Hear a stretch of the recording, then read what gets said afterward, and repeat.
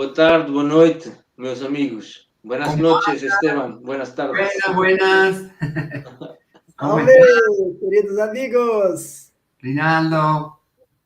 É um prazer, mais uma vez estamos juntos, é uma alegria sempre. Hoje eu estava ansioso que chegasse a hora da nossa conversa, porque também há muito tempo que não falava com Esteban, com o Rinaldo vou falando de vez em quando, e hoje temos um tema super interessante, em que vamos falar das heranças familiares, vamos falar um pouco do que é que pode vir daí, se vem força, se vem outra coisa, não é? E é um tema que a mim, sobretudo, me interessa muito. Espero que eu possa contribuir também para aqueles que nos vão ver, que nos vão ouvir, e aqui a nossa troca de ideias e a conversa entre uma pessoa que está em Portugal, que sou eu, um grande amigo que está no Brasil, que é o Rinaldo, no Rio de Janeiro, e um grande amigo que está na Argentina, em Córdoba, não é, Esteban? É isso? Así es, Córdoba capital. Capital. Córdoba capital, sí, mi querida Córdoba. Isso. Então, passo a bola para um de vocês que queira, se calhar, começar aqui a falar um pouco sobre o tema e logo vamos trocando impressões do que for saindo da nossa conversa. Marco, antes da gente falar do próprio tema, eu não poderia deixar de lembrar de onde nos conhecemos, né? Nos conhecemos 5 anos atrás, 2017, na Alemanha, num seminário de homens organizado pelo Bert Hellinger, nosso saudoso mestre. E desde então, como um encontro pode fazer mudanças na vida das pessoas, né? A gente saiu, almoçou junto e estamos aqui, trocando, aprendendo uns com os outros e fazendo essa ponte que o virtual nos oferece, né? Estar juntos, 3 homens e em lugares bem diferentes aí do planeta. Então, é uma alegria, especialmente mencionar aqui com o Marco, que a gente tem feito essa brincadeira. É uma brincadeira, né, Marco? Essa conexão que a gente realiza já há algum tempo, praticamente todo mês. E lembrar que o tema de hoje ele faz sequência de alguns temas que nós temos tratado. Né? A gente, dois encontros passados, nós trouxemos a Aline e falamos de traumas transgeracionais. Né? Quando a gente fala aqui de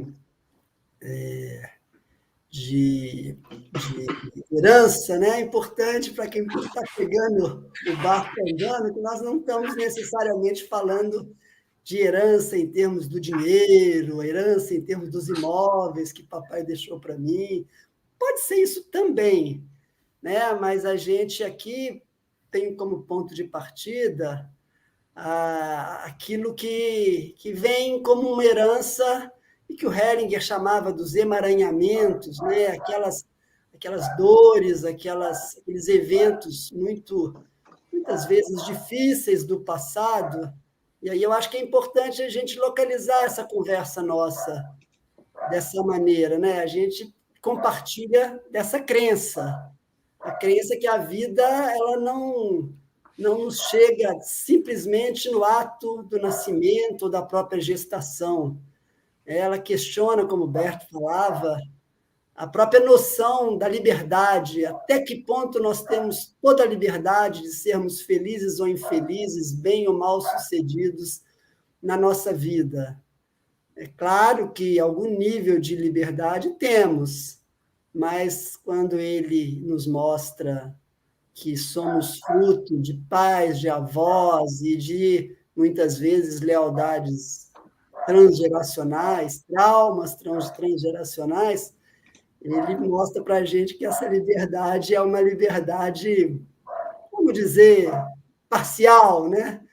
A gente ter consciência disso talvez seja um ponto de partida para a nossa conversa, lembrando que essa descoberta não é novidade, né? Santo Agostinho, lá atrás, já falava de como as vidas passadas interferem, né, no presente. Jung falava muito de como esse inconsciente das famílias repercute sobre as pessoas que chegavam até a clínica deles. Alguns psicanalistas falam muito da síndrome do aniversário, aquelas pessoas que muitas vezes contraíam um câncer, justamente quando completavam uma idade onde algum ancestral viveu um evento muito trágico. Enfim, eu só queria fazer esse contorno aqui, dizer que depois dessa conversa com a Aline, tivemos com o queridíssimo amigo Daniel, que também estava conosco na Alemanha, e ele, com sua origem, né, uma matriz mais indígena, nos celebrou aí com seu conhecimento, cantou para a gente com um tambor. E então, dessa vez, eu gostaria de passar a palavra para o meu querido amigo Esteban. Quem sabe ele, a exemplo do Daniel, canta um tango para a gente começar a empezar a nossa conversa de uma maneira tão descontraída. Brincadeira, cada um de nós aqui. Mas, enfim, alegria, Esteban, você está conosco, sempre esteve conosco no nosso coração e agora está aqui na nossa live. Nossa compañía. Ok. Bueno, yo quería compartir con ustedes una mirada de lo que yo comprendo en este tiempo, de lo que es trauma. El trauma está descrito, lo describe muy bien la psicología, ¿no? Es una dolencia, una vivencia que tenemos y que nos deja cierto aprendizaje. En muchos casos ese aprendizaje necesita de un tratamiento. Ahora bien, eso es desde el campo de la psicología y es correcto. Nosotros no nos vamos a meter allí porque desconocemos a ciencia cierta esa mirada, pero si lo trasladamos al campo espiritual, al campo que nosotros hemos aprendido con la mirada de Bert Hellinger, yo lo que interpreto es que es la mirada de nuestra herencia, de nuestra familia, y cómo logramos observar esto que sucedió, recibirlo y tener luego conductas adultas. Cuando nosotros no tenemos una conducta adulta, que es generalmente cuando llegamos a una constelación o vamos a hacer una mirada de psicosomática clínica o de alguna otra mirada espiritual, en algún punto es porque estamos observándolo desde la mirada de yo no tengo o no quiero pasar por esta responsabilidad. Entonces, yo interpreto que ahí es la mirada del pequeño, del niño, de este niño caprichoso que quiere que el papá y la mamá le den todo perfecto. Porque si no es perfecto, no sirve. Tiene que ser como un niño pretende, ¿no? Un niño pretende que todo sea de manera correcta. Entonces ahí es donde nosotros empezamos a observar el pasado, y acá yo haría un paréntesis porque por lo menos en mi experiencia, en muchas ramas de la espiritualidad, creo que se enseñó mal. Creo que nos enseñaron a que el pasado ancestral, sea de nuestros padres, de nuestros abuelos, bisabuelos, venía cargado de errores y de dificultades, y por eso nosotros en estas generaciones debíamos compensar, debíamos pagar, debíamos corregir y debíamos ponernos por sobre encima de nuestro árbol. Y yo creo que Bert Hellinger fue muy exacto en esta mirada, y solamente lo que se nos pide es que se honre el pasado. Entonces, ¿qué querrá decir honrar el pasado? Honrar el pasado significa mirarlo tal cual pasó, tal cual fue, perfecto, porque si vemos el pasado es imposible corregir y cambiar, solamente lo podemos observar completo, no en una parte, completo. Yo tengo que mirar hacia atrás y ver todo ese camino de mi padre y de mi madre de manera completa, no la parte que a mí me interese observar. A veces no lo puedo hacer, no estoy preparado, pero cuando yo estoy preparado, puedo mirar en ese campo amplio, y entonces lo veo de manera completa. Cuando yo tengo esa capacidad, y lo hemos visto en muchas constelaciones, es el adulto el que se da vuelta y toma ese pasado y lo hace propio, haciendo su propio presente. Y ahí creo que es donde cambia nuestra mirada cuando de manera adulta en el buen sentido de la palabra, ¿no? Somos adultos y tomamos ese pasado y lo hacemos nuestro presente. Y entonces ahí los traumas dejan de tener una valorización, de desvalorización, de castigo, de, no sé, carencias. Recién hablábamos, Marco, ¿no? Esto no es casualidad. No es casualidad que a mí me venga un trabajo. Es mi trabajo. Es lo que yo vengo haciendo. Es lo que a mí me pasa. Es lo que yo entendí del pasado. Lo pude tener dentro mío sin necesidad de quererlo sacar de mí, sino incluirlo, estar conmigo. Y entonces ahí recién puedo girarme, ¿no? Lo hemos visto en muchas constelaciones, cuando el niño puede girarse, ir al presente, ir a su vida, tomarla realmente con integridad, ¿no? Entonces, eso un poco es lo que yo puedo compartir. Esta etapa, esta mirada es la que lleva, por supuesto, el tiempo de aprendizaje que, bueno, hemos tenido nosotros la suerte de compartir en muchos talleres y en muchas vivencias, y que, bueno, no todos toman esa decisión, no todos se animan, porque mirar de esta manera, no sé si es difícil, pero no es tan simple, no es tan liviana, no es una cosa rápida, ligera, es algo que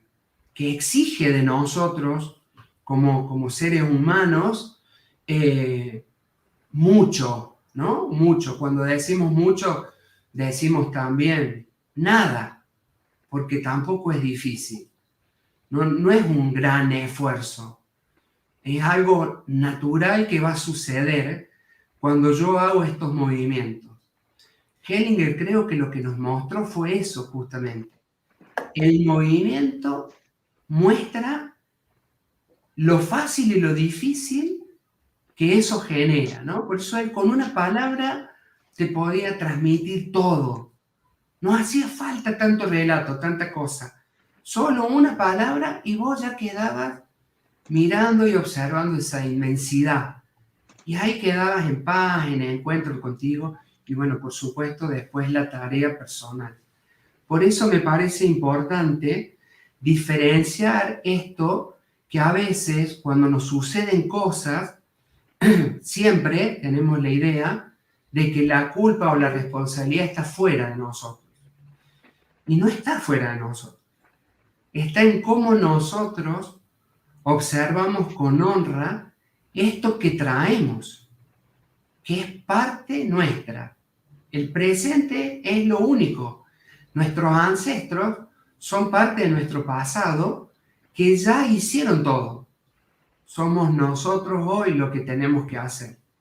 Y tomar esa decisión de hacer hoy, por ahí es lo que nos cuesta, ¿no? Entonces, bueno, esa era un poco mi introducción para que reflexionemos en relación a esto que yo me imagino siempre en este campo de constelación que tanto queremos, y soy muy observador del movimiento.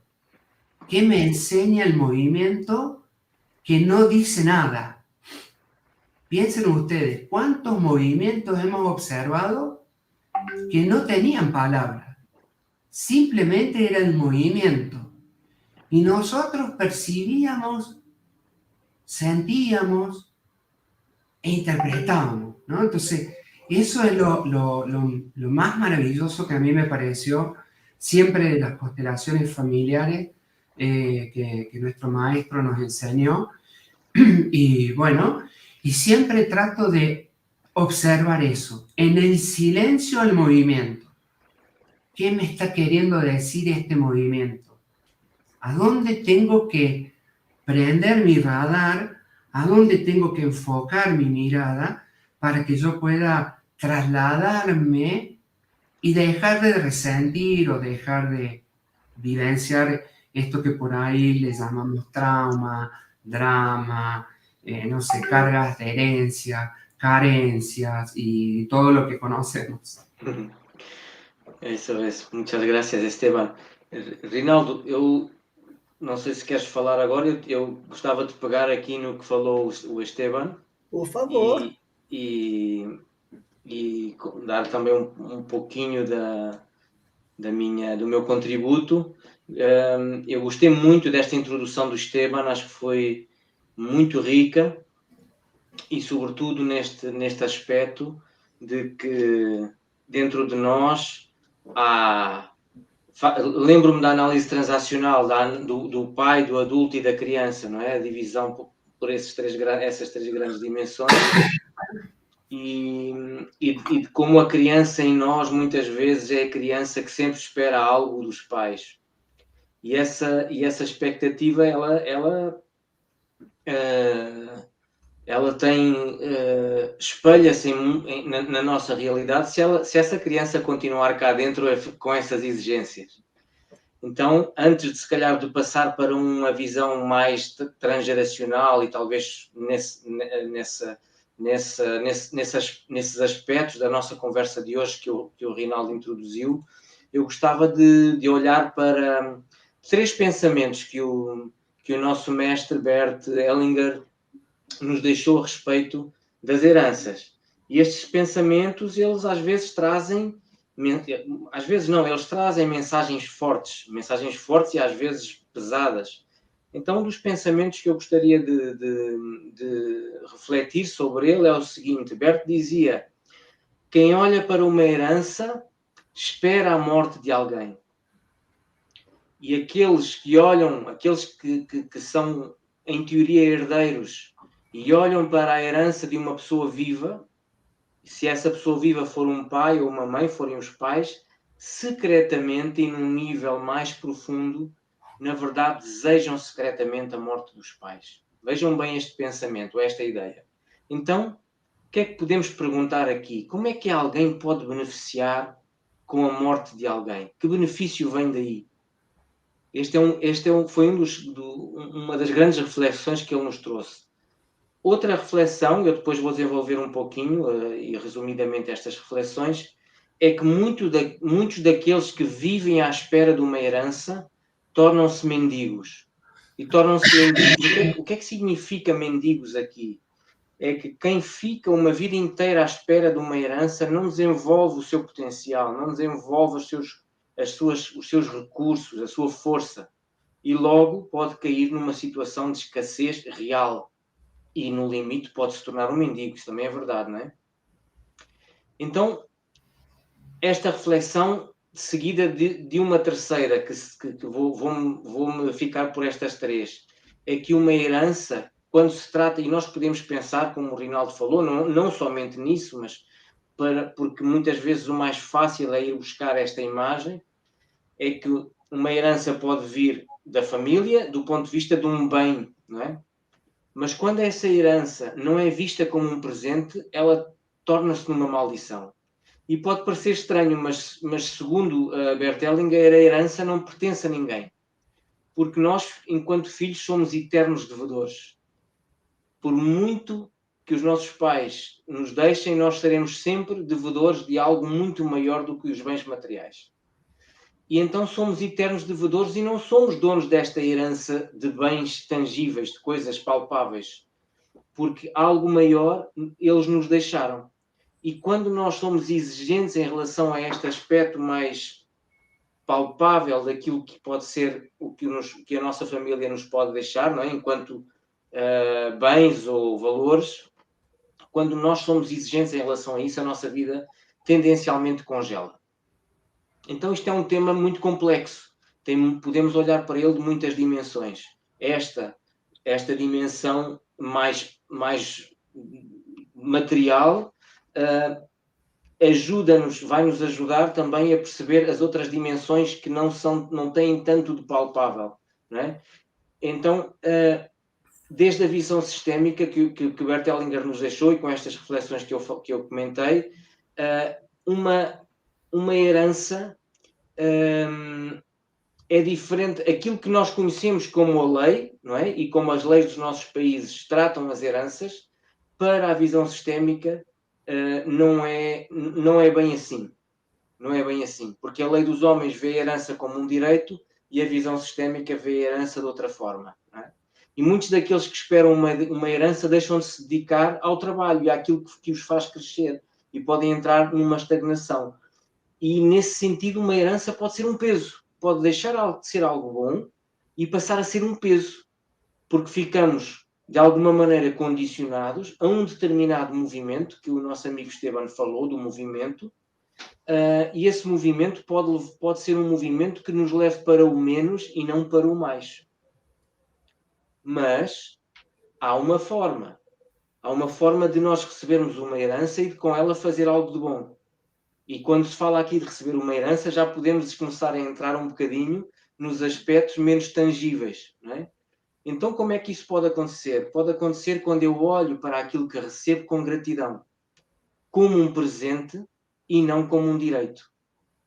Então, quando eu olho para aquilo que recebo como um presente e não como um direito, posso prosperar com aquilo que recebi. O que é que isto quer dizer? Que a minha postura faz toda a diferença. A minha postura vai fazer com que eu possa prosperar com uma herança ou não. Ou seja, a postura com que eu recebo os bens faz toda a diferença. Não é aquilo que foi deixado, mas é a forma como eu lido com o que recebi.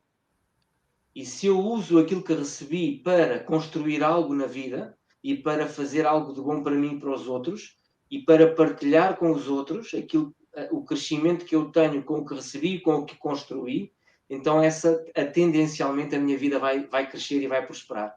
Então o desafio aqui é aceitar aquilo que vem com gratidão. E o que não vem, não é para mim, eu deixo ir, eu solto.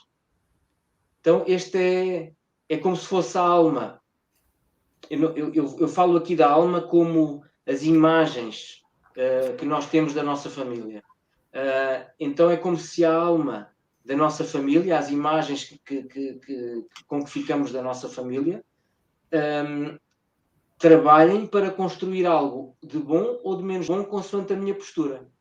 Se a minha postura for de inclusão, eu prospero. Se a minha postura for de exclusão, tendencialmente congelo. E isto nós podemos imaginar esta imagem, estas reflexões que Berto nos deixou, nas outras dimensões daquilo que nós podemos pensar que é uma herança.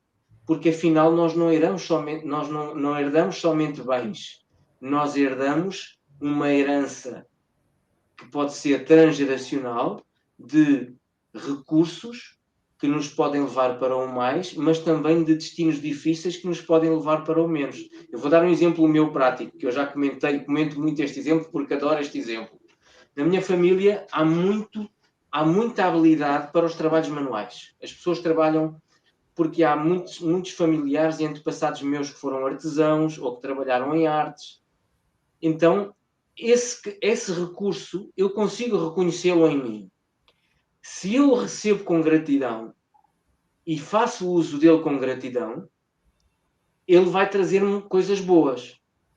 Mas se eu o vejo como algo de menos bom, porque, por exemplo, afinal o que eu quero é ter uma profissão ligada ao lado mais intelectual e eu vejo o trabalho manual como uma coisa menos nobre, então aí, se eu não uso esse meu recurso, provavelmente eu não terei tanto sucesso nesse outro trabalho que eu queira desenvolver. Mas se eu consigo desenvolver esse trabalho fazendo uso das minhas habilidades manuais, então certamente reunindo todas estas características, eu vou conseguir ter um crescimento maior. E antes de passar a bola ao Rinaldo, para ele continuar, Vou dar mais um exemplo. Há pouco tempo, aqui em casa, fizemos uma alteração em casa e sobrou um móvel. E eu pensei, o que é que eu vou fazer com este móvel? Vou deitar fora, vou dar a alguém, vou cortar para queimar a madeira na lareira, o que é que eu vou fazer? E eu pensei, cortar para queimar na lareira parece-me um pouco desperdício, né? Porque é uma madeira nobre, vou queimar madeira nobre. E pensei, vou dar a quem? Quem é que vai gostar deste? Quem é que gosta deste tipo de móvel? Então pensei assim, vou transformar este móvel. Com o que tenho aqui de madeira, vou construir outra coisa. E então com aquele móvel, que era uma cama, com umas gavetas grandes por baixo, construí um móvel de gavetas para o meu filho, para um dos meus filhos, que a mudança foi para que ele pudesse ter um quarto só para ele, pudesse ter um móvel onde arrumar a sua roupa. É claro que eu podia ir à loja e comprar um móvel, não é?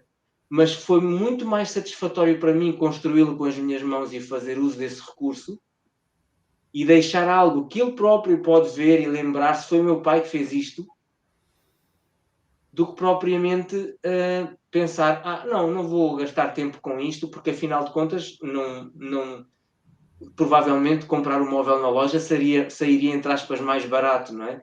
Do que o tempo que eu investi. Mas foi um prazer tão grande fazer uso desses recursos e deixar essa obra, entre aspas, que fica para mais tarde outros verem, também trago aqui como um exemplo daquilo que pode ser um recurso herdado, que eu reconheço que é uma característica da família. É claro que o bem maior que me trouxe foi a satisfação que me deu fazer isto, não é? E isso às vezes chega, não é preciso fazer uma coisa fenomenal ou que seja vista por milhares de pessoas, não, pode ser uma coisa só para mim, para a família, e isso já é um grande valor. E por aqui termino, passo a bola para o meu amigo Rinaldo para ver se ele pega este gancho e continua aqui com a nossa troca. Maravilha. Eu vou reagir a essa colocação tua, mas vou primeiro falar uma coisa em relação ao que o Esteban falou, né? Porque eu entendo quando ele fala de que quando a gente se coloca em movimento, quando a gente consegue identificar o que a vida nos convida a fazer, que tipo de dança a vida nos propõe naquele momento exato do presente, é como se um passo de cada vez a caminhada fosse ficando mais leve, né? Mesmo em situações onde a realidade é extremamente dura. E eu acho que é o que a gente vive hoje, né? A situação hoje, eu posso dizer do Brasil, posso dizer do planeta, né? Após aí a pandemia, uma escassez total de crescimento econômico, de emprego subvalorizado, poucas perspectivas, né? Eu tenho um filho de 17 anos que ficou 2 anos sem estudar, agora vai fazer o vestibular, entrar numa faculdade, né? Olha para o cenário, o cenário futuro não é um cenário fácil. Eu ando pelo Rio, aqui nas ruas, são pessoas cada vez mais morando nas ruas, pessoas que tinham emprego até pouco tempo, profissionais liberais, não são pessoas que muitas vezes estão na rua há muito tempo, são pessoas que tiveram que chegar nessa situação, né? E agora a volta do Covid, então tem uma realidade percebida que é muito problemática, esse é um fato, né? Agora, o Esteban trouxe uma perspectiva que eu acho que dialoga com esse olhar um pouco mais amplo que a gente tem, que é da espiritualidade, né? Porque a gente foi criado, principalmente no mundo ocidental, dentro de uma lógica muito racional, de que eu nasci, eu vou estudar, eu tenho total condição de organizar o meu futuro e cabe só a mim ter um emprego, sustentar minha família, ser feliz, né? Tem toda uma cobrança social dessa realidade bem-sucedida. Só que, na verdade, quando a gente amplia um pouco, e aí, quando isso não é possível, vem um sentimento de culpa, de frustração enorme. Eu não sou capaz, eu sou incompetente, eu fui mandado embora, né? E aí, quando a gente, muitas vezes, tenta ampliar esse olhar, é no sentido de ter um processo de autoconhecimento que, para além de eu achar que tudo sou eu sou responsável pelo bem e pelo mal, 100% responsável, talvez valha a pena eu olhar um pouco para aqueles que vieram antes de mim, para a minha família, né? E aí eu trago um pouco aqui uma conversa que nós tivemos com o Daniel recentemente, que trata desse olhar um pouco africano, de que o próprio propósito do ser humano, o que é o propósito de cada um de nós? Para muitos o propósito é ter dinheiro, é conseguir muitos bens, mas o olhar africano, ele mostra que o propósito, na verdade, que a gente tem é esse caminho muito mais da autocura, né? A gente não nasce por acaso com aquele pai, com aquela mãe, naquela realidade, rico, pobre, descendente de um escravo ou descendente de um dono de escravo. A gente nasce naquele contexto porque provavelmente, e isso é o que diz a ancestralidade africana e também indígena, né, fruto de um encontro de duas grandes ancestralidades que convergem ali na gente, para a gente, muitas vezes, ter a oportunidade de fazer algo diferente do que foi vivido por eles. Um pouco naquela linha assim, bom, cada um de nós tem, nos seus emaranhamentos, uns chamam de karmas, né, tem as suas missões espirituais nessa vida. Né? Tanto um favelado no Rio de Janeiro, quanto um grande banqueiro, um filho de banqueiro que nasceu rico, ele tem os seus potenciais, mas ele tem também a sua missão, e a espiritualidade mostra que o desafio é ele se conhecer para entender de fato qual é o caminho do seu propósito nessa vida, e que, ao meu ver, passa muito por essa questão da cura. Isso, de certa forma, ameniza um pouco um momento como o atual, onde muitas pessoas estão desempregadas, estão sem perspectiva, estão sem nada, e, de repente, num momento de desespero, elas olham morando até na rua e falam, mas vem cá, o que isso está me mostrando? Qual é o aprendizado que eu posso, né, tomar disso? E aí, talvez, o mais difícil, nesse ponto, eu entendo quando o Esteban fala que, quando a gente se coloca a caminho do nosso propósito, desse propósito espiritual, o mundo nos ajuda, porque, no fundo, são todos esses ancestrais que estão atrás da gente, de alguma maneira, né, se reconciliando na nossa possibilidade de, diante de um problema grave, a gente não jogar a toalha e não ser uma pessoa derrotada, e a gente encontrar qual é o próximo passo, e talvez mais um, talvez mais dois. Esse processo, eu acho que ele demanda algo que é difícil. E é difícil para mim, tem condição boa financeiramente, porque vejo uma família que tem muitos, né, uma condição econômica boa, mas é difícil para o pobre, é difícil para todo mundo, que é eu identificar exatamente qual é a mudança de atitude que eu preciso de fazer. Porque a gente, muitas vezes, a gente vai a vida inteira, repete, eu entro no emprego e saio, ou eu abro uma empresa e ela fecha, e se repete aquelas coisas, e eu olho para a minha família e aquilo também se repete. Né? Então, o processo aí não é por essa perspectiva, ela é fácil, mas é difícil. Né? E aí eu trago, como o Marco falou de um exemplo pessoal, eu trago também um exemplo pessoal fazendo uma ponte com o que ele falou, né? Que bens de herança inclusive materiais, elas são um presente, mas elas também são uma, entre aspas, maldição.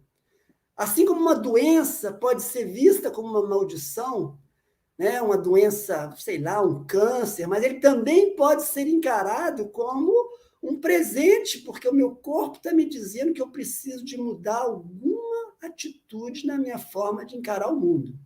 E aí, trazendo para esses casos pessoais, eu acho que o Marcos sabe disso, eu, nessas minhas pesquisas de curioso genealógica, eu fui descobrir que o meu trisavô, que morreu um ano antes da abolição da escravidão no Brasil, teve um inventário e ali estava listado as fazendas dele, mais de 40 escravos, ele era delegado de polícia.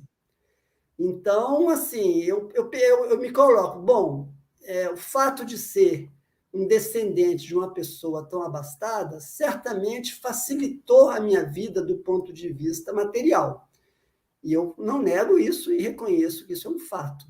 Por outro lado, eu pergunto, será que uma pessoa que teve tantos escravos, né, no interior de Minas, delegado de polícia, a gente não sabe exatamente quais foram as situações que foram vividas ali, mas a gente pode imaginar que também não é fácil para um descendente de um dono de muitos escravos, que certamente se enriqueceu dentro dessa perspectiva que o Marco levantou aqui, né? Como é que é eu esperar uma herança e torcer pela morte de alguém, né? Isso tem repercussões, né? Então, me cabe nesse processo de autoconhecimento genealógico, e que bom que eu tive acesso a essa informação, poderia não ter tido.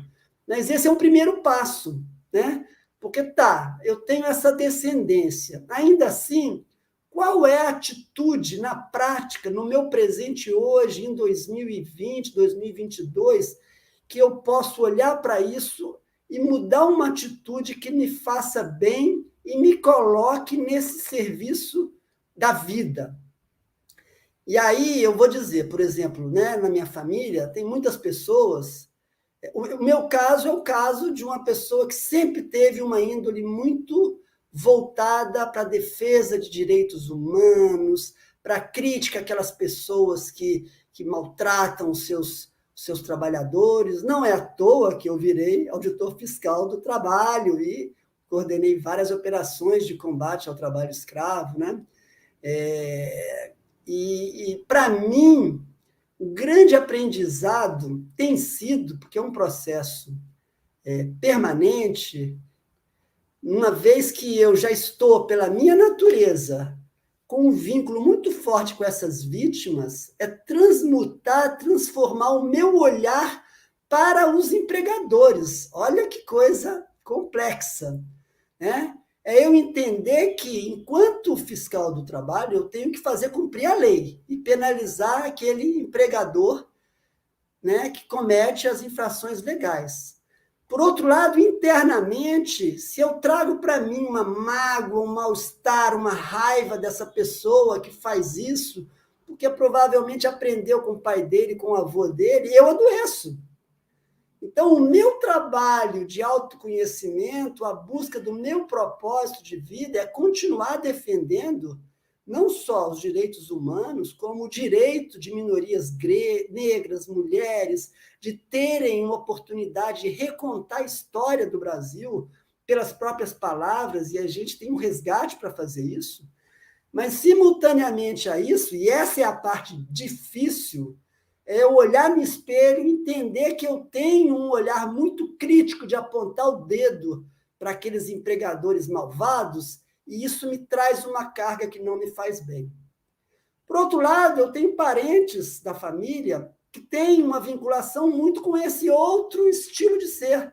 São pessoas, muitas vezes empresários, e que estão sempre reclamando dos seus empregados, e estão sempre atacando os seus empregados, dizendo que eles são preguiçosos, que eles só querem trabalhar pouco e ganhar muito. E perceba como a vida é complexa, né? Eu diria aqui que, no caso deles, e se eu tivesse essa minha natureza mais vinculada a uma visão muito crítica a trabalhadores, talvez o meu processo de crescimento interno fosse justamente transmutar esse meu olhar em relação a esses trabalhadores e perceber que eles são seres humanos, que também estão trabalhando muito pouco, muito longe de casa, às vezes andam 3, 4 horas. A moça que trabalha aqui em casa hoje me relatou, ela chega aqui às 8 horas da manhã, ela demora 4 horas de ônibus para chegar aqui. Ela é diarista, e ela sai às 4, demora mais 3 horas para voltar para a casa dela. São 7 horas de deslocamento para chegar na minha casa, arrumar minha casa toda, fazer comida para me ajudar aí quando ela não está, porque ela vem aqui um dia na semana. Então, percebe como esse processo de autoconhecimento e de traumas transgeracionais, porque eu estou aqui trazendo um ponto de volta que é, bom, alguém que, de alguma maneira, é descendente de um dono de muitos escravos, é possível que tenha na sua natureza alguns traumas, algumas lealdades invisíveis aí, seja com os donos de escravos, sejam com as vítimas, né? Então, a espiritualidade nos permite, eu acho, que ampliar essa visão, sempre nessa perspectiva de estar no presente tentando transmutar as próprias dores, as próprias dificuldades e os próprios desafios, o que não é nada fácil, mas é fantástico quando a gente consegue perceber isso e ver que é possível. Passa a bola para a Maradona.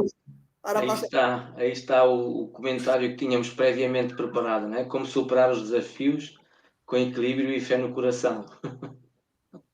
Amigo Esteban, pasamos a bola para ti.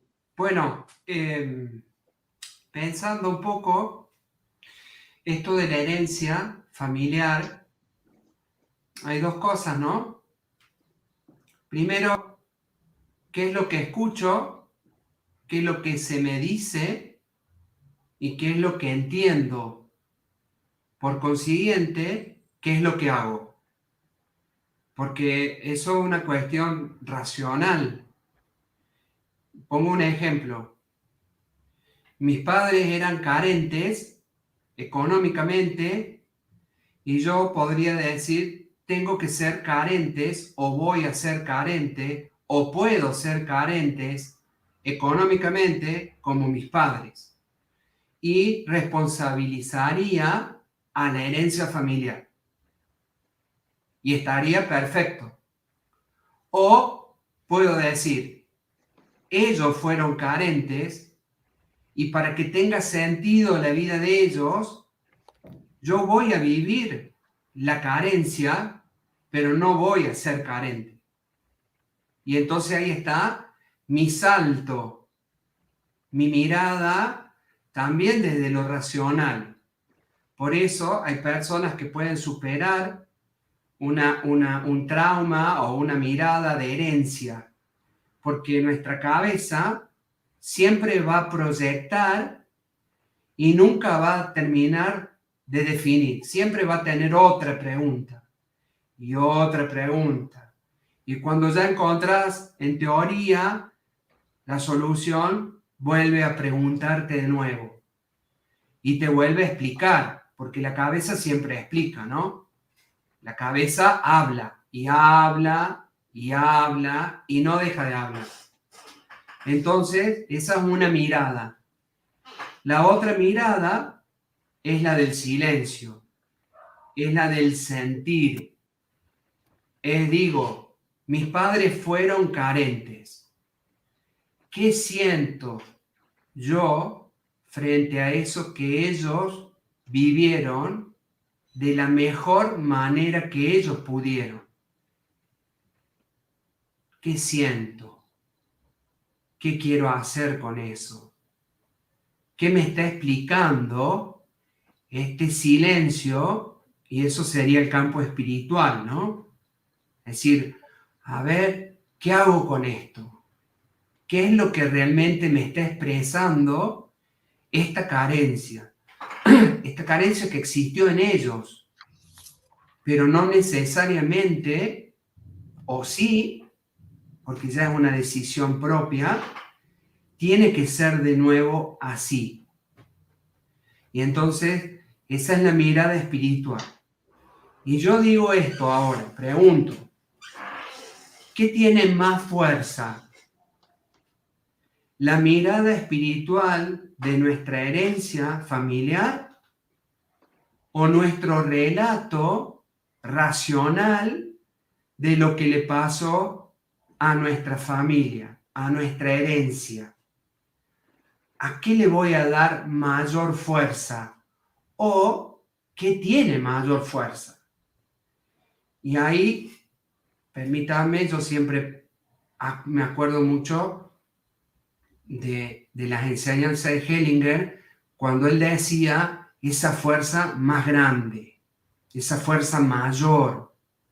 Entonces yo digo, bueno, evidentemente que el campo espiritual es esa fuerza mayor, es esa fuerza que no podemos descifrar completamente y que de alguna manera cuando me conecto con esa fuerza puedo avanzar de todas maneras, aun cuando decida ser carente en mi caso o no serlo. Y va a estar bien para mí, porque yo estoy dentro de esa fuerza que es más grande, pero siempre con esta mirada de no soberbia, sino de honra y en todo caso de humildad. Y ahí es donde yo voy a vivir esa carencia de otra forma. Ya no va a estar cuantificada por mi racionalidad. Entonces vamos a una persona que vive en el medio de la nada y que para nada es carente.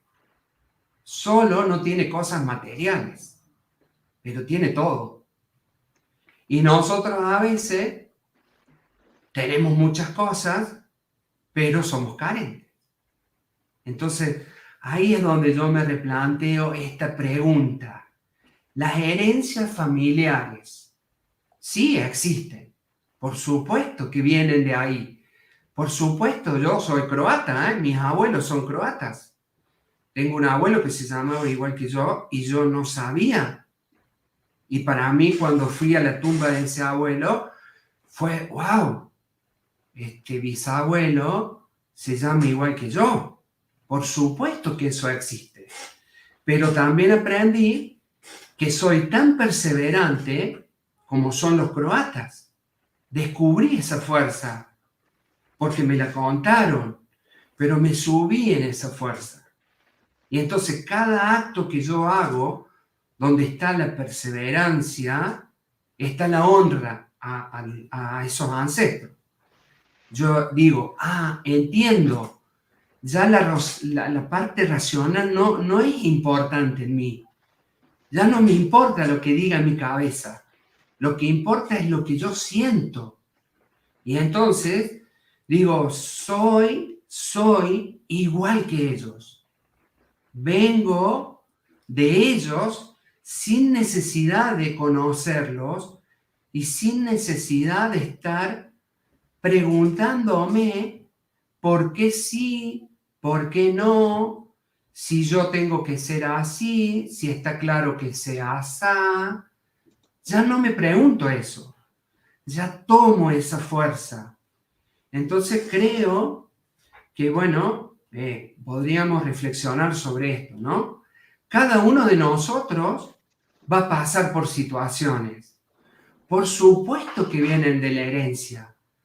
¿De dónde conocí? ¿Cuándo conocí a la primer mujer? Cuando conocí a mi madre. Obvio, por supuesto. Ahí conocí todo lo que una mujer tiene, toda su parte emocional. Y también conocí a mis abuelas, a mis bisabuelas. Por supuesto, nadie puede dudar de eso.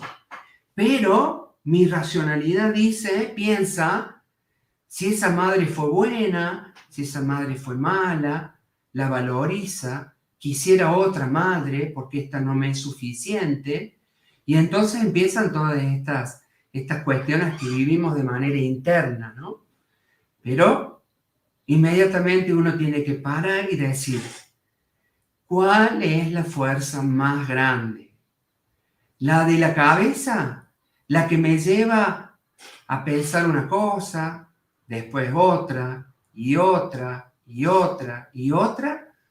¿O la que me lleva, la espiritual que me lleva a subirme en esa fuerza? A confiar en esa fuerza. A entender que también tengo un destino marcado por mi árbol, por mis ancestros. No importa si fueron esclavos, si se pelearon, si se mataron. No importa tanto eso. Lo que importa es que soy eso. Soy eso. Y hasta que yo no pueda incluir a todo eso, lo más probable es que necesite vivenciarlo, vuelva a necesitar ser carente. ¿Por qué necesito ser carente? ¿Por qué tengo que tener esa sensación? Si en realidad eso lo vivieron ellos. ¿Necesito realmente vivir como carente? ¿O solo necesito entender que soy carente? Cuando yo entiendo lo que ellos fueron, también voy a poder entender que fueron carentes, pero también fueron abundantes. También fueron amorosos. También fueron mezquinos. Entiendo, me subo en esa fuerza y entonces empiezo a interpretar lo que me sucede. Entonces, Marcos, no es casualidad. ¿De dónde viene esa fuerza de supervivencia? ¿De dónde viene esa fuerza de anotarte en una plataforma? Oh, casualidad, me llamaron. No, eso es muy pequeño. Es esa fuerza. Te subiste, honraste eso, y por consiguiente, bueno, lo otro viene por añadidura. Es natural, no lo tienes que esperar. No tengo que esperar yo salir de la carencia, porque en realidad, cuando yo la hice propia a la carencia de mis ancestros, entonces entendí que también eran abundantes. Bueno, esto lo aprendí porque detrás de una emoción es como una moneda, ¿no? Una moneda tiene el amor y si la damos vueltas tiene el odio. Entonces yo dije, bueno, si una persona es tan amorosa, Mahatma Gandhi, tan amorosa, también debe haber sido bastante perverso, porque es la misma moneda, nada más que de una manera la miras de una forma y si la das vuelta, la miras de otra, ¿no? Entonces, ahí empecé a interpretar esta fuerza que yo tuve, bueno, la suerte de poder vivenciar con mis abuelos, ¿no? Yo soy argentino, mi padre es argentino, pero mis abuelos son croatas. Y yo los conocí en un viaje a 2015 a Croacia, y ahí pude empezar a observar todas estas situaciones de herencia y de dónde venían estas cosas que yo no sabía que me pasaban y que las veía como en algunas cosas como una habilidad y en otras cosas veía como que, pues, ¿por qué soy tan carente económicamente? Si yo soy bueno, si yo me preparo, si yo soy honesto, pero la fluidez económica no venía a mi vida. ¿Cuándo empezó a venir? ¿Cuándo yo pude hacer ese cambio? Solamente cuando dejé que la cabeza siga hablando sola y me puse encima de esa fuerza. Y entonces yo dije, bueno, mis ancestros fueron carentes. ¿Cómo no van a ser carentes si venían de una guerra? ¿Cómo no iban a tener hambre si venían de la destrucción de entre ellos? Permanentemente en guerra, Croacia. ¿Cómo no iba a vivir eso? Claro, yo lo entendí cuando fui a la casa de mi abuela y mi abuela, bueno, la mamá de una prima que yo le digo abuela, la abuela Ana, ella comentaba que en una pieza de 6x6 vivían 20 personas y que comían un pollo. Y que mi abuelo cuando se vino a Argentina, ellos quedaron eternamente agradecidos porque era una boca menos que tenían que dar de comer. Entonces, ¿cómo no iba yo a querer transitar esa carencia? Si yo soy ellos, el hambre, ¿no? La carencia de hambre debe ser la primaria y la más fuerte, no tener para comer. No estamos hablando ya, no tengo una moneda. No tengo para comer. Entonces, evidentemente que esa herencia en mí calaba fuerte. Y yo podría haber sido lo mismo, ¿eh? Seguir siendo carente y seguir siendo, bueno, mi vida pobre, el Esteban, y claro, y bueno, y todas las explicaciones que la cabeza me va a dar, ¿no? Porque me va a decir, y bueno, sí, tu abuelo, imagínate, y bla, bla, bla, bla, y no iba a parar más. Pero yo tuve la fuerza, tal vez, esa ganas de realmente poderme subir y meterme en esa carencia. Entonces, ahí descubrí esa fuerza. Entonces, ¿cuál sería el éxito para salir de estas herencias familiares? ¿Cuál sería el éxito? Y realmente con humildad meternos más dentro de lo que nos pasa. Solo cuando lo vivimos, estamos fuera. No hemos hecho nada aún por eso. Entonces el mayor desafío es meterte dentro, con todo, con tu cuerpo, con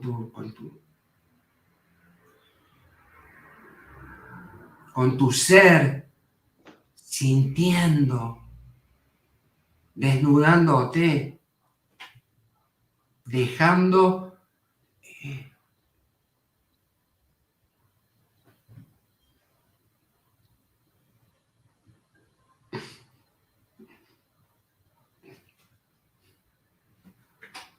Eso es, dejando salir las emociones. Sí, Eso es. sí. Perdón, pero la emoción es fuerte, ¿no? La vivencia que yo tuve fue muy fuerte. Entonces, es meterte, no es simple.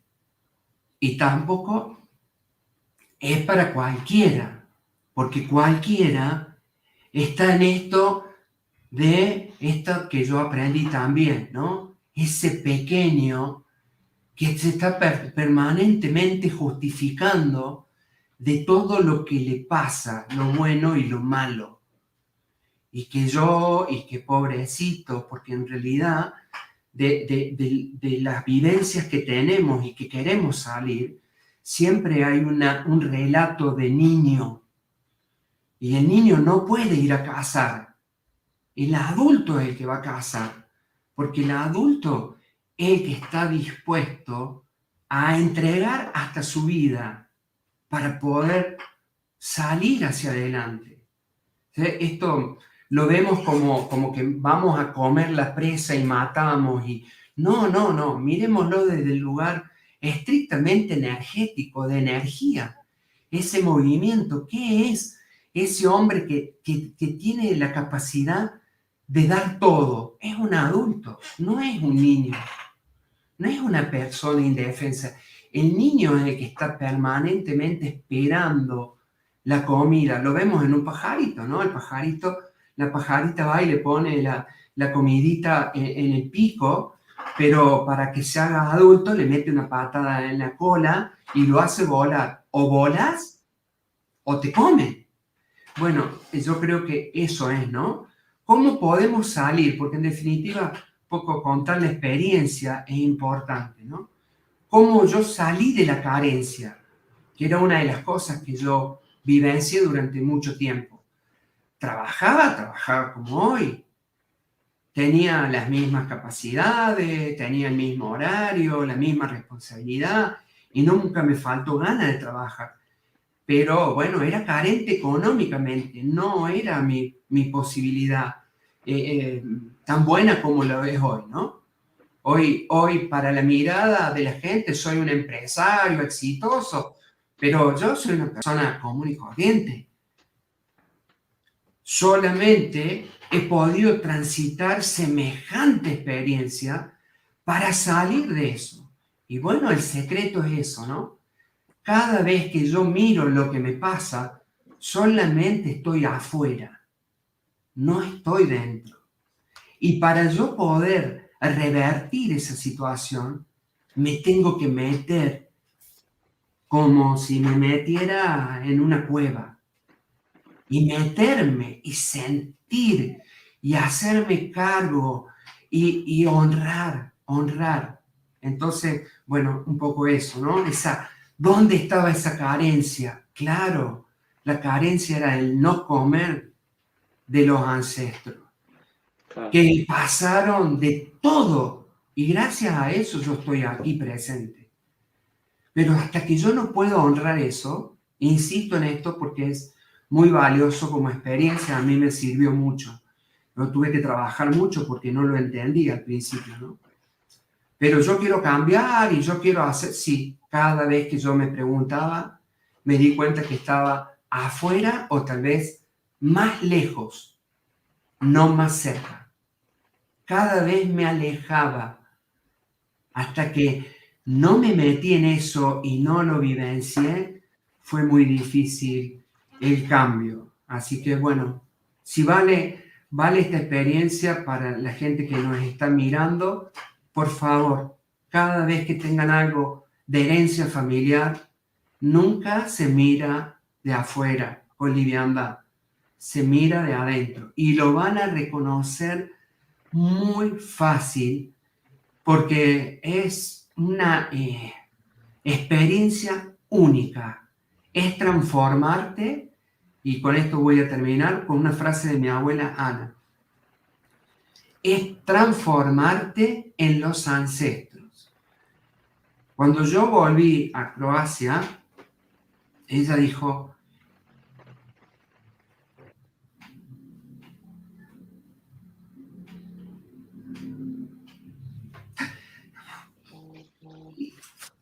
eso. En ustedes vuelven los ancestros.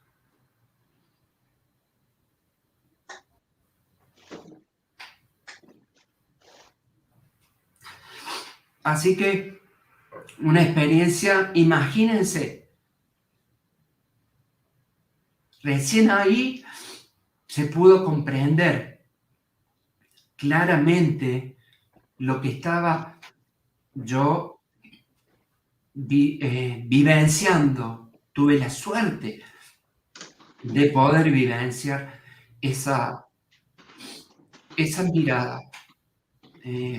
Por supuesto que no soy mis abuelos, no necesito serlo, no soy mi bisabuelo, aunque se llame igual, no hace falta. Yo soy Esteban Basnet, claro que soy, este es mi aquí y mi ahora. Yo soy Esteban Basnet. Y cuando uno puede decir eso, realmente la fuerza de los ancestros no se imaginan cómo se manifiesta. Realmente, uno puede realmente ahí entender todo esta fuerza que tenemos ancestral. Pero en esa frase fue maravillosa. Fue el broche, ¿no? Ana me regaló esa frase, ¿no? En ustedes vuelven tu abuelo Esteban, ¿no? Entonces, mi abuelo Gregorio. Eso denotó para mí una cosa increíble. Después está todo lo anecdótico, poder dormir en la cama de lo que era la casa de los abuelos, ver cómo vivieron, pero eso es de la cabeza, eso no pasa nada, ¿sí? Eso es muy liviano, pero lo otro fue realmente lo fuerte, para poder meterse en esa experiencia y bueno, después interpretarla. ¿Cómo vas a interpretar lo que es el hambre? ¿Cómo vas a interpretar lo que es la muerte si vos no la viviste? Tenés una mirada totalmente muy livianita. Entonces, ¿cómo querés vos cambiar tu posibilidad de manera tan liviana, tan absurda? No es imposible. Vas a seguir siendo carente, ¿ah? Yo hubiese seguido siendo carente y seguiría diciendo, sí, lo que pasa, viste, que como la abuela, y bueno, y toda esa situación. Pero no, evidentemente que no fue así y por supuesto que esta emoción que sale afuera y que puedo compartir con ustedes da da clara mirada de que es tan fuerte, ¿no? Porque si no, sería un relato y nada más. Así que, mis queridos, quien quiera salir de una situación ancestral tiene que meter adentro con muchas ganas, con mucha fuerza y por supuesto que todo se puede, todo se puede. No hay nada, nadie nos puede detener, nadie. Nadie puede detener nuestros sueños. Nadie puede detener a donde yo quiero ir. Eso es un mandato universal. Escapa a la religión, a la familia, a los padres. No, todos, cada uno de nosotros tiene ese privilegio. La vida nos regala eso. No importa dónde vivas, no importa lo que estudies, porque esto no es académico, esto es espiritual. Acá somos todos iguales.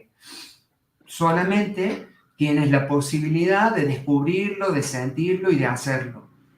Nada más, pero pasa por una decisión personal. Yo conozco personas que no han leído un solo libro de nada y les puedo garantizar que la fuerza que tienen nos hace igualitarios. Y bueno, y qué hablar de tantos ejemplos universales, ¿no? Tantos ejemplos universales. O sea que no me parece que esto sea un impedimento. Sí, un camino, sí, una linda experiencia, un desafío. También entender que no todos van a poderlo hacer y, bueno, no está mal ni está bien. Pero aquellos que tengan ganas, que tengan interés, tienen que saber que es posible, que se puede. Por supuesto que se puede. Bueno, perdón si me extendí. Muchas gracias, Esteban. Muito obrigado, Esteban. Estive aqui em silêncio a ouvir-te e encantado porque também a tua experiência... Eu tenho que dizer que eu tenho muita sorte por várias razões, por muitas razões. Quem me conhece um pouco melhor sabe que algumas das minhas carências têm a ver com a ausência do pai, não é? Mas o pai, o universo, a energia masculina, ela encarregou-se de trazer à minha vida um conjunto de pessoas, amigos, outros familiares, figuras masculinas que me foram, de alguma forma, dando bons exemplos. E Bert Hellinger foi uma dessas pessoas e da herança do seu trabalho, o seu legado e daquilo que ele criou, veio também esta amizade com o Rinaldo, com o Esteban, com o Gianluca, que é o nosso amigo que está em Itália, e o nosso amigo Daniel, que está neste momento em Itália também, mas ele é colombiano, se não me engano. Então, de alguma forma, esta energia, esta força que o Esteban falou, que tudo move, ela encarregou-se, no meu caso, de trazer à minha vida aquilo que eu precisava. E, de alguma maneira, isso aproximou-me do meu pai. E embora ele fisicamente não estivesse presente, essa força encarregou-se de o trazer para perto de mim através destes meus grandes amigos e mentores, alguns também mestres. E, de alguma maneira, isto entra muito no campo espiritual que o Esteban falou. Eu não me vou alongar muito porque tudo o que o Esteban disse, para mim, sem desprimor ao Rinaldo, que é um grande amigo que eu também trago no coração, esta última contribuição do Esteban foi muito marcante, creio eu, pelo menos para mim. E queria trazer só uma imagem da nossa querida Angélica Oliveira, em relação àquilo que está para trás da nossa história familiar e que é importante conhecer. O Rinaldo falava da sua curiosidade em conhecer a sua árvore genealógica, a história da família. Eu também todos nós passamos por este caminho que é comum, tivemos essa curiosidade, eu tive também, fiz esse estudo, ele ainda é um estudo que está sempre em aberto, não é? Porque há sempre algo mais para saber. Esta curiosidade nós também temos que saber ter alguma contenção nesta curiosidade, não é? Porque se por um lado ela é boa, ela pode querer levar-nos a querer saber coisas que devem permanecer desconhecidas, vamos dizer assim.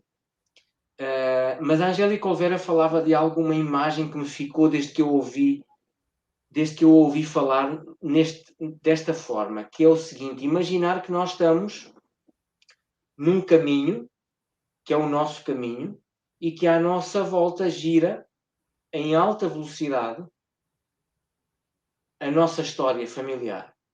E aquilo que está atrás, que não foi visto ou incluído, em algum momento da nossa vida vai aparecer à nossa frente. Então, qual é o desafio aqui? O Esteban já falou muito sobre isso.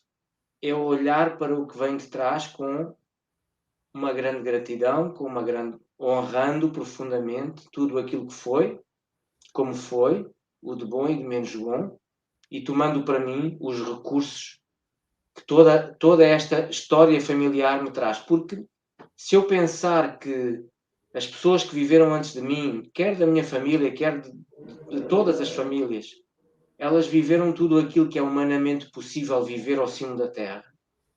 E que porque elas viveram isso, essas realidades, essas vidas, eu hoje posso estar aqui. Então, quanta riqueza está nesta história da família. Quer essa história tenha sido uma história de guerra, ou de paz, de escassez ou de abundância, porque em tudo há riqueza. Tudo depende da minha postura. E à medida que eu vou olhando para esta história, que me aparece que a vida se encarrega de colocar à minha frente os desafios que eu preciso de passar para incluir algo que foi excluído lá atrás, então o meu campo começa a ficar livre. E então aquilo que se chama em física quântica todos os futuros possíveis, todas as realidades possíveis, começam a estar disponíveis à minha frente. E então a Angélica colocava esta pergunta assim. Ela já sabia a resposta, não é? Que era uma pergunta para nós refletirmos. Então, se eu olho para a minha história, se eu honro a minha história, se eu faço uso dos recursos que me chegam e agora tenho todos os futuros disponíveis à minha frente, então qual é que vai ser o meu? Qual será o meu se eu tenho todos? E a resposta é tão simples e ao mesmo tempo tão misteriosa. E a resposta é: será aquele em que eu colocar a minha atenção, o meu foco. E o nosso amigo Esteban falava: tudo é possível. E é isso. Quando eu estou, quando a minha criança tem as suas carências preenchidas, e o meu adulto está, de alguma forma, vou dizer assim, aconchegado, a criança que está dentro do meu adulto está aconchegada, eu então tenho a minha atenção livre para colocar o meu foco naquele futuro que está disponível, naquele futuro, naquele objetivo que eu quero atingir. Então deixo-vos com esta imagem e passo a palavra para o meu amigo Rinaldo, se quiser ir encerrando, que levamos um pouco mais de 1 hora e logo fazemos as despedidas todos juntos.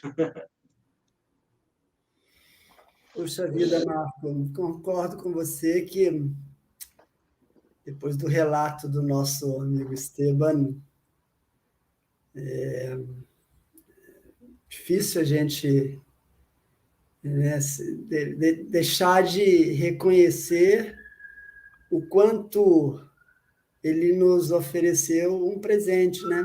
Porque a gente vive num momento de muita ansiedade, de muitos perfis não verdadeiros, né? Fake news, e onde as pessoas nas redes sociais estão sempre ali, se mostrando lindas, cheirosas e maravilhosas, quando internamente a gente sabe que, nesse atual momento planetário, é tão difícil, né? Alguém está totalmente bem, é só olhar pela janela, dar uma volta no quarteirão.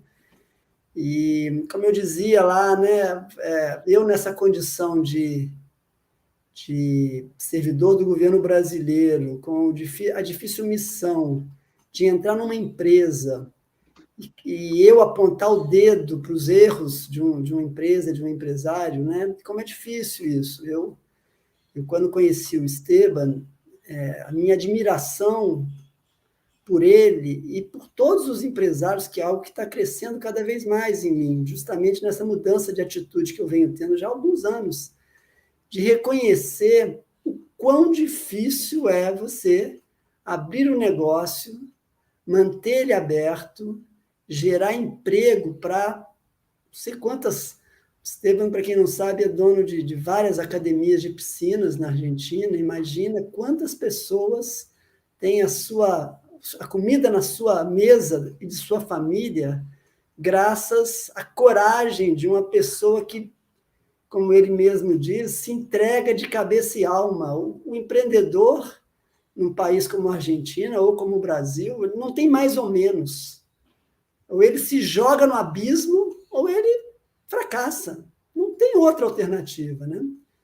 Então, assim, quando eu entro num estabelecimento comercial, numa empresa, ou mesmo numa fazenda, e mesmo né, quando eu encontro situações inaceitáveis do ponto de vista da legislação, eu nunca deixo de reconhecer que existe uma atitude, uma coragem ali, uma entrega que é admirável, né?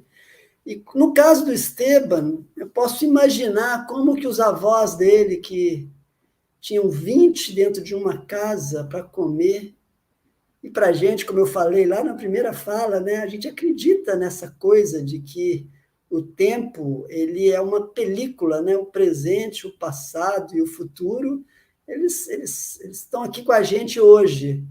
Então, de fato, a gente sabe que os avós do Esteban já morreram, mas a alma deles, como devem se sentir vendo esse neto e os seus bisnetos, né? Tem uma família linda, no outro lado do Oceano Atlântico, servindo a tantas pessoas, gerando emprego para tantas pessoas, gerando comida na mesa de tantas pessoas.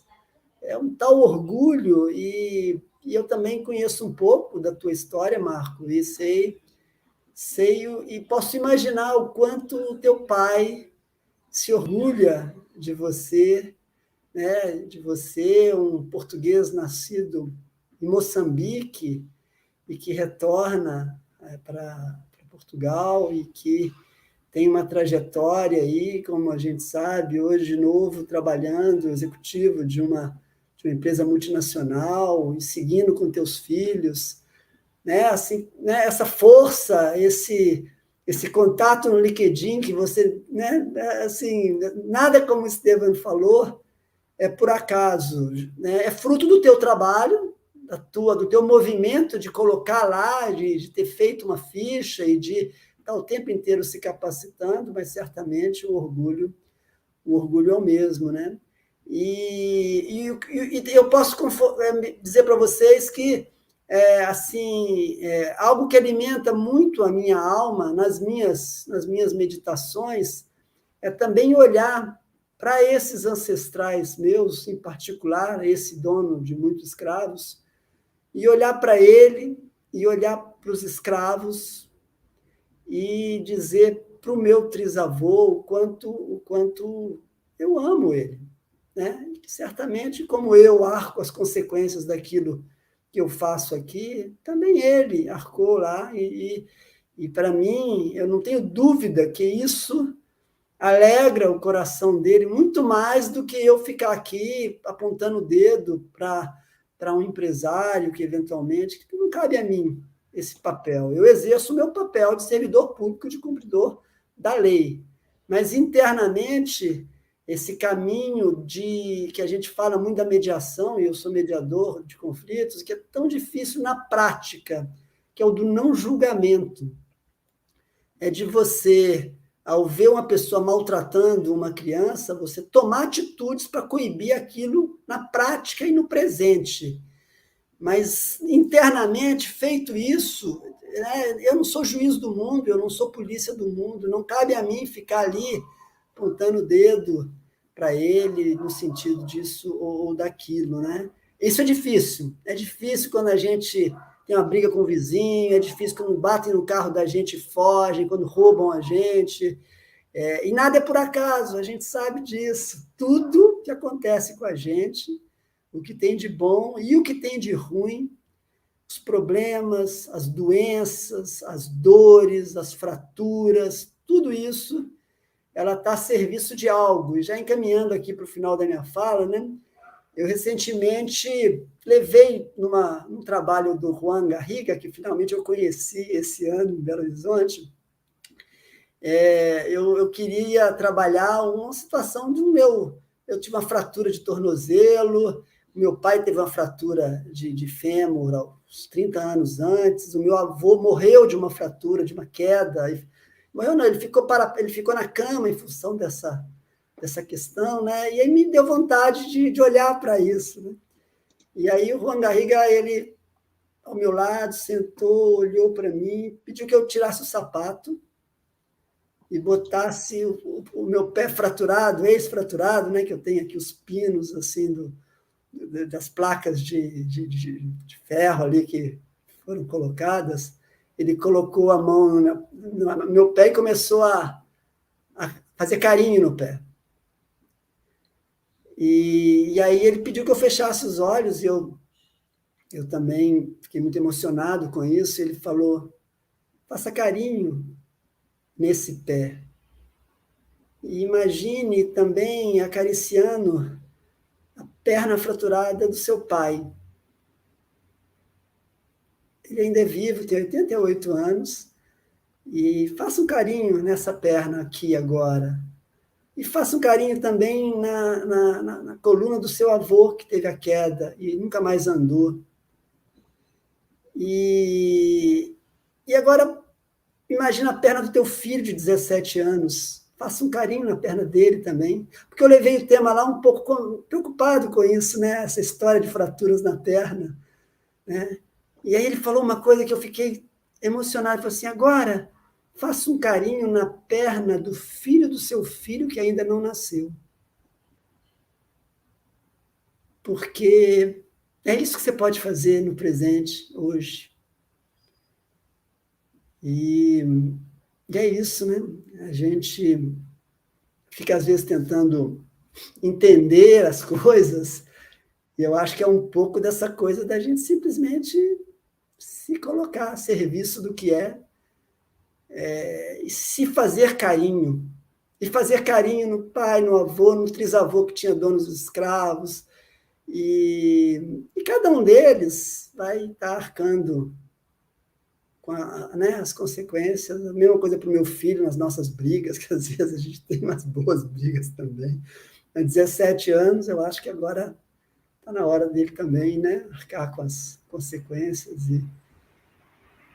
Então é isso, gente. Eu queria só mencionar aqui, terminando a minha fala, agradecer a presença de quem aqui fez algumas menções à nossa live, a querida amiga de formação de todos nós, astróloga de primeira linha, Mônica Clemente. A Mônica Clemente, que é uma super amiga, que está aqui com a gente, ou já esteve, não sei se continua ainda. A Marília Felipe, que também acompanha aqui as minhas postagens, e sempre curte, elogia, e eu não sei se a gente esqueceu de alguém aqui que curtiu, mas que não mencionou, e em especial, a alegria, agradecimento à vida, de permitir que eu esteja ao lado desses queridos amigos, Esteban da Argentina e Marco de Portugal, nesse momento tão emocionante que a vida nos proporcionou. Temos tido assim momentos muito bons, né? Nestas conversas que vamos tendo, porque na verdade aquilo que ficou desde aquela época que nos conhecemos, hoje acho que veio de cima com uma força muito grande. Né? Se às vezes as pessoas poderiam não entender quando nos ouviam, acho que hoje deu para perceber o sentimento que está por trás. E tu falavas agora em carinho, então não podíamos deixar de dar carinho a quem nos foi ouvindo e vendo e deixando os seus comentários. Aqui a Sandra, que é a nossa querida amiga também, que creio que vive na Alemanha, mas é brasileira, que esteve connosco também nas formações. A nossa amiga Manuela, que está aqui sempre a escutar-nos, e que Esteban Manuela nos deixou este comentário. Obrigado, Esteban, por su testimonio. Gracias. E a Mónica também voltou a deixar aqui esta mensagem muito emocionante. Eu precisava desta conversa, uma vibração espiritual muito intensa neste encontro. Obrigado, Rinaldo, Esteban e Marco. Amei. Nós também amamos a nossa amiga Mónica Clemente. Muy bien. Gracias, Mónica. E agora vão deixando, aqui os nossos queridos amigos vão deixando comentários. Queria passar por todos, já para não deixar ninguém sem um pouco de carinho, não é? Esteban poderia fazer o encerramento, né, Marco, hoje? Isso, é verdade, é verdade. Aqui a Manuela deixa-nos mais uma mensagem de agradecimento. O José, que eu acho que é teu amigo, creio. Sim. José Valente, deixa aqui uma boa noite. E a Sandra deixa também mais uma mensagem, gratidão aos três, pelos 3 compartilhamentos tão tocantes. E é assim que eu passo a palavra ao meu grande amigo Esteban, aqui de Portugal, o Rinaldo no Brasil, para que o nosso amigo Esteban, então, hoje, te dejamos el honor de como se dice en español, de terminar nuestra charla con tus magníficas palabras desde Argentina. Bueno, no, simplemente siempre estos momentos son de mucha gratitud. Hemos vivido momentos difíciles con la pandemia y esto es algo que siempre me gusta recordar, que hay muchas personas que no pudieron pasar la pandemia y nosotros seguimos vivos. Y el seguir vivos es una decisión, También es el destino, también suerte, porque estamos viviendo en lugares donde nos permitió pasar la pandemia de manera más leve. Y creo que estos momentos donde hubo mucha muerte real y mucha muerte simbólica va a generar nuevas miradas. Y tenemos que estar atentos a esas nuevas miradas porque es donde vamos a empezar a renacer, a mirar lo que antes nos costaba observar. Nuestra vida ya no es igual. Ya no miramos de la misma manera, ya nuestra valorización es totalmente diferente y es un escenario realmente maravilloso, maravilloso. De los movimientos de muerte siempre hay un movimiento de vida, el que se contrapone. Y nosotros estamos en ese movimiento de vida. Y sería bueno que lo observemos, que no pase desapercibido para nuestras vidas. Realmente tenemos que agradecer cada instante que estamos transitando, que vivimos en experiencias, donde queremos superarnos, mejorarnos. También reconocer que no somos perfectos, reconocer que somos seres comunes y corrientes, ¿no? Reconocer que nuestros padres fueron también comunes y corrientes. Y bueno, si venimos de ahí, vamos a hacer eso.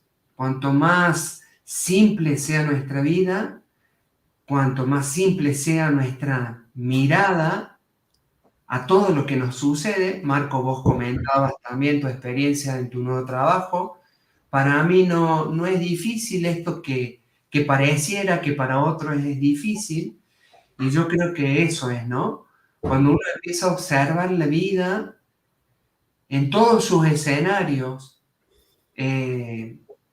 yo como empresario, entendiendo lo que tengo que hacer, no soy, sé que para muchos puedo significar algo de grandeza porque le doy de comer a mucha gente, pero yo no lo observo así, yo simplemente lo observo como que soy un engranaje, un eslabón más de esta cadena, y que esa es mi misión, y que bueno, si hoy en esta etapa de mi vida tengo que colaborar para que haya mucha gente trabajando en nuestros espacios y para que mucha gente vaya a hacer salud hoy a nuestros espacios.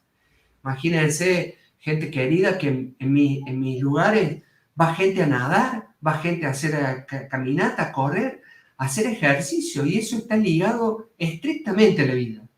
Entonces, para nosotros ha sido una bendición poder superar la crisis de la pandemia y luego ser ese eslabón de vida para muchos, ¿no? Todo un montón de gente ha comprendido que la actividad física es muy saludable, es lo mejor que nos puede pasar.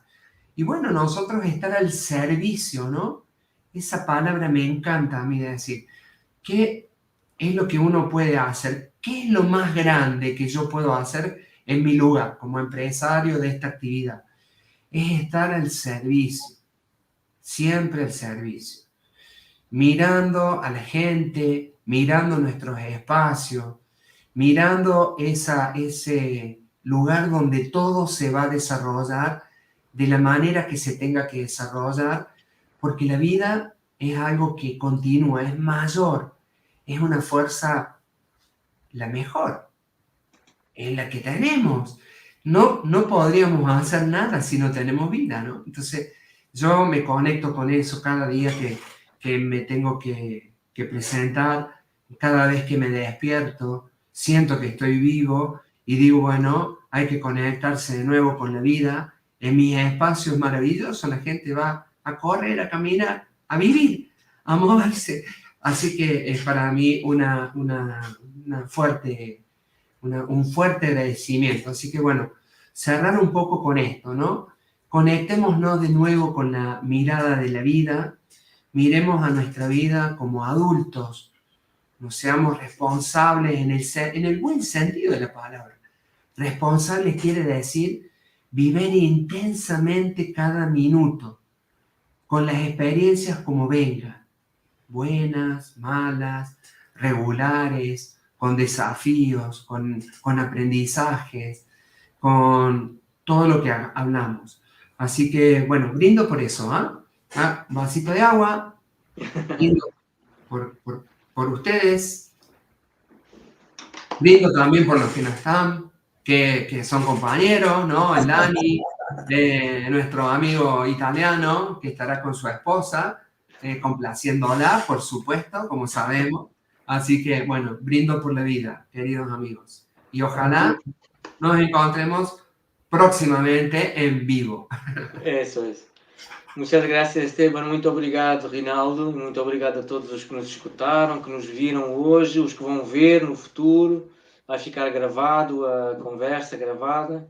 E um prazer estar convosco mais uma vez. Hoje aqui já é tarde, é quase meia-noite. Hoje vou dormir com o meu coração mais confortado com a nossa conversa de hoje. Um grande abraço aos dois. Até breve e obrigado a todos. Obrigado. Até a próxima.